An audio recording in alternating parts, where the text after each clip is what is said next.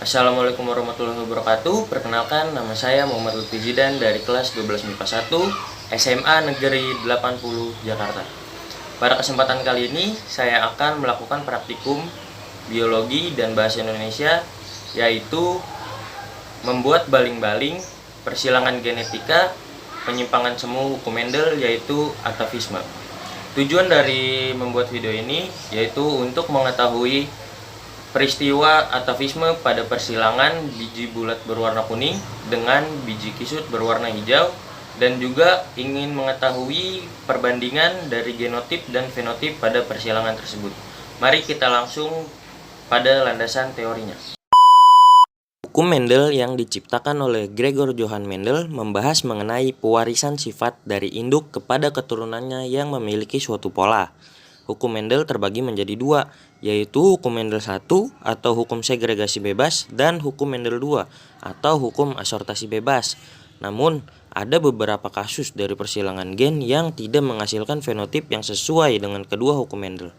Rasio fenotip tersebut menyimpang dari yang ditetapkan dalam hukum Mendel. Tetapi, bukan berarti rasio ini bukan bagian dari hukum Mendel. Hasil rasio ini disebut dengan penyimpangan semu hukum Mendel, dan salah satu contohnya adalah atavisme. Apa itu atavisme? Atavisme adalah interaksi antar gen yang menghasilkan filial atau keturunan dengan fenotip yang berbeda dari induknya. Salah satu contoh yang paling terkenal adalah 4 bentuk jagar ayam. Oke, selanjutnya kita akan membuat baling-baling persilangan genetika. Tentunya kita harus memerlukan alat dan bahan-bahan yang ingin kita gunakan. Di sini alat yang saya gunakan ada strapless. Selanjutnya ada gunting. Setelah itu ada pulpen atau spidol, karena di sini saya adanya spidol maka saya akan memakai spidol. Dan selanjutnya ada penggaris. Lalu bahan-bahan yang kita gunakan ada karton bekas yang sudah tidak terpakai. Lalu ada tusuk gigi. Tusuk giginya yang baru ya, jangan yang udah kita pakai buat bersihin makanan yang kesangkut di gigi. Lalu selanjutnya ada karet yang biasa buat di nasi uduk atau beli nasi goreng gitu-gitu. Dan yang terakhir ada peniti atau apa ini namanya, peniti. Oke, baik.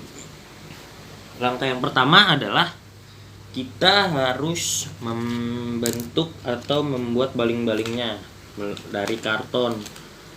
Kita gunakan, di sini saya sudah membuat karton, sudah menggunting karton. Di sini saya menggunakan ukuran 10 cm dikali 4 cm.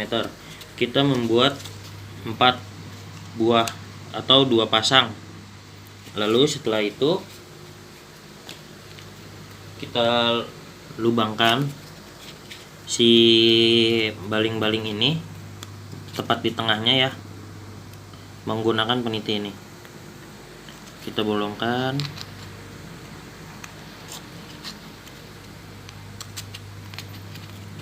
Seperti ini. Lalu kita akan tusuk menggunakan tusuk gigi yang sudah kita siapkan.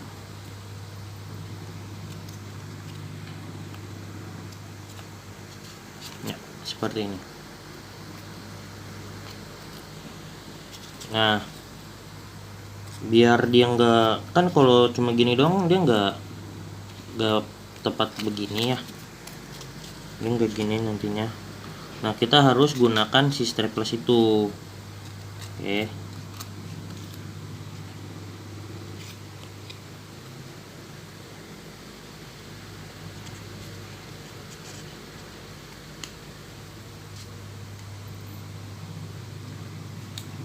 kita strapless dulu.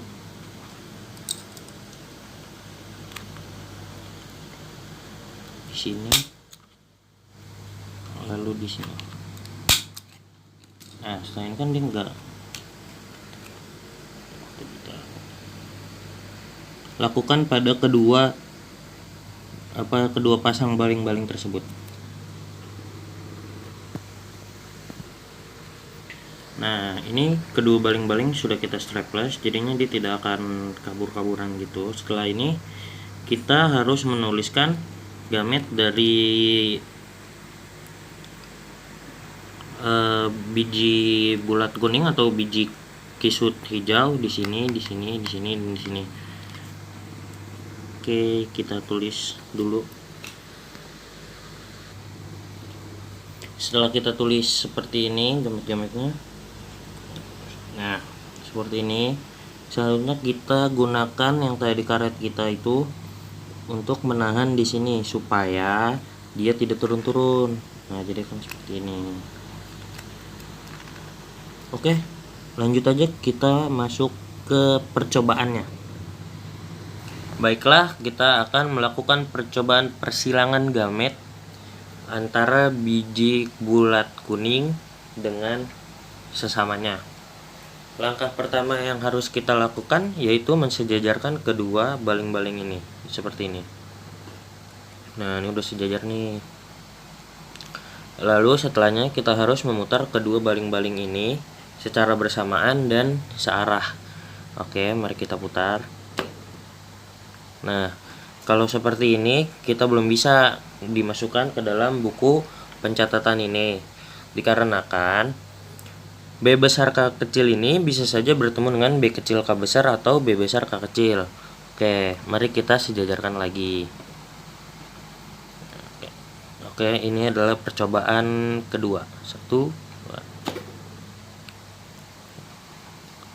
Masih belum lagi, sejajarin lagi.